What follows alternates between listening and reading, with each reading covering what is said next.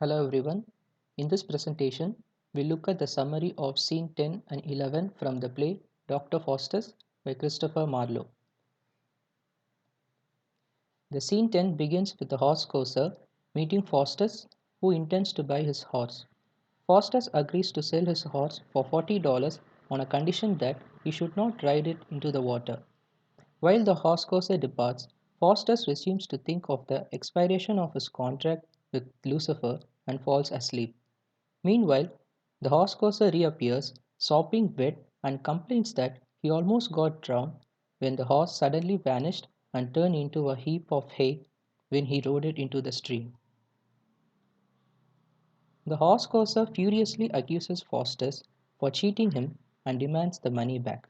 Mephistopheles cautions him not to wake Faustus since he has fallen asleep for the first time in 8 days. Neglecting the cautions, he first shouts at him and later pulls on Faustus' leg, but he is astonished when the entire leg rips off. Faustus screams in pain for help and asks to call the constables. The horse courser, in fear, pleads to let him go and even promises to pay $40 more. After the horse courser runs away, Faustus laughs at the prank he has played and his leg gets restored immediately by his pass. Wagner then appears with the information that Duke of Vanhold has invited him to his castle. Faustus accepts to go and they depart together and the scene ends. Scene 11. This scene begins at the court of Duke Vanhold, who greets Faustus on his arrival. Faustus begins conjuring up illusions and wins Duke's favor. Later, Faustus asks the Duchess if she has any desire and mentions he had heard great bellied women, which implies pregnant women, long for special dainties.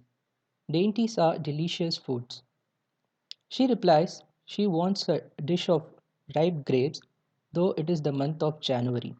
January month here denotes winter season where grapes are yet to be harvested. Faustus commands and Mephistopheles vanishes to get them and reappears with grapes. The Duke is intrigued and wonders how could this be possible and is startled. Faustus explains that he has sent the spirits to India to get those grapes.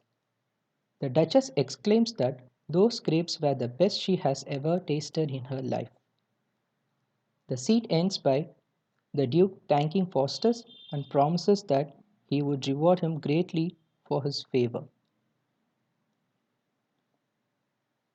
Thank you for your patient listening.